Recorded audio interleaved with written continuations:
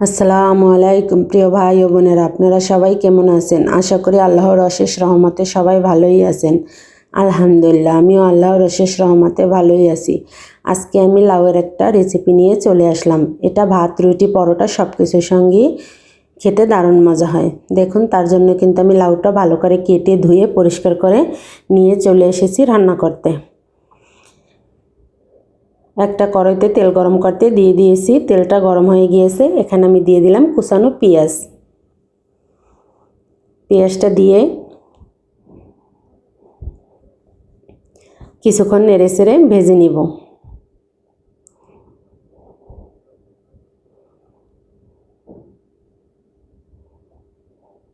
এখন এখানে আমি দিয়ে দিব স্বাদ মতন লবণ। লবণটা দিলে পেঁয়াজটাও তাড়াতাড়ি সিদ্ধ হয়ে যাবে, তার জন্যই কিন্তু লবণটা আগেভাগেই দিয়ে দিলাম। এখন খুব সুন্দর করে ভেজে নিব। বেশ কিছুক্ষণ ভেজে নিয়েছি। এখানে আমি নিয়েছি দেখুন এক মুঠো ছোট চিংড়ি। এখন আমি এই চিংড়ি মাছটাও পেঁয়াজ আর লবণের সঙ্গে খুব ভালো করে ভেজে নিব।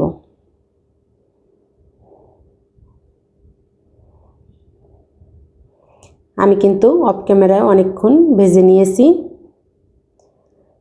ভাজা হয়ে গিয়েছে পরে তারপর দেখুন দিয়ে দিলাম কাঁচামরিচ।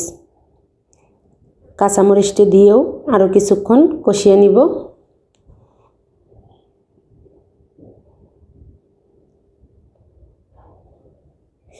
পেঁয়াজ, কাঁচামরিচ আর চিংড়ি মাছ ভাজা হয়ে গিয়েছে। তারপর দেখুন দিয়ে দিলাম একটু পানি, যাতে মশলাটা পুড়ে না যায়। তারপর দিয়ে দিলাম 1 চামচ ধনিয়ার গুঁড়া, 1/2 চামচ মরিচের গুঁড়া আর 1/2 চামচ হলুদের গুঁড়া।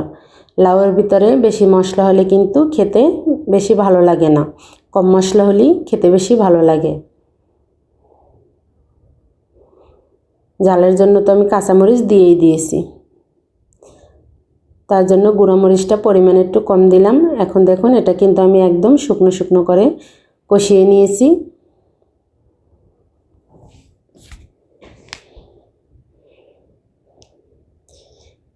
কষানো শেষে এখন আমি দিয়ে দিলাম লাউটা দিয়ে কিন্তু খুব ভালো করে নেড়ে চেড়ে মিশিয়ে নিব। মশলার সঙ্গে যে সকল ভাই বোনরা ভিডিওটা দেখা শুরু করে দিয়েছেন, প্লিজ একটা লাইক দিয়ে ভিডিওটি কন্টিনিউ করবেন। আপনার একটা লাইক আমার কাছে অনেক মূল্যবান। আমার প্রিয় ভাই বোনরা সুন্দর সুন্দর কমেন্ট করে কিন্তু একটা লাইক দিতেই ভুলে যায়।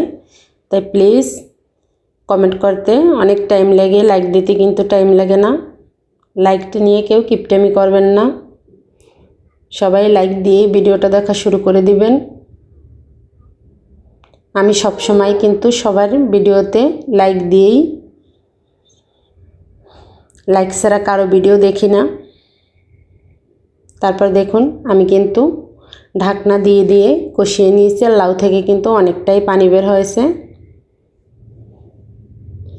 এখন আমি এখানে আরও কিছু পানি অ্যাড করে নিব।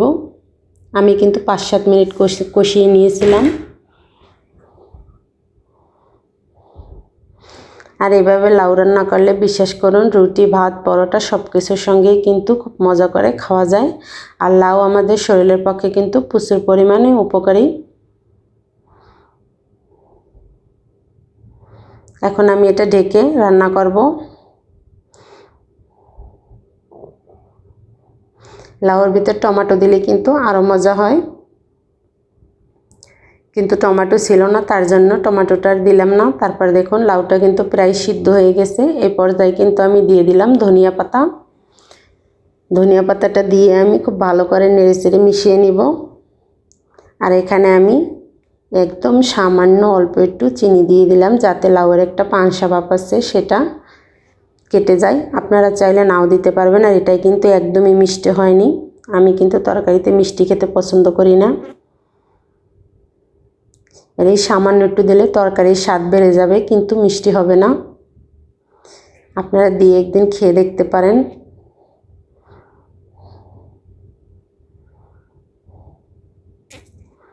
আমার লাউটা কিন্তু রান্না করা হয়ে গিয়েছে, আমি আপনাদেরকে দেখিয়ে দিচ্ছি।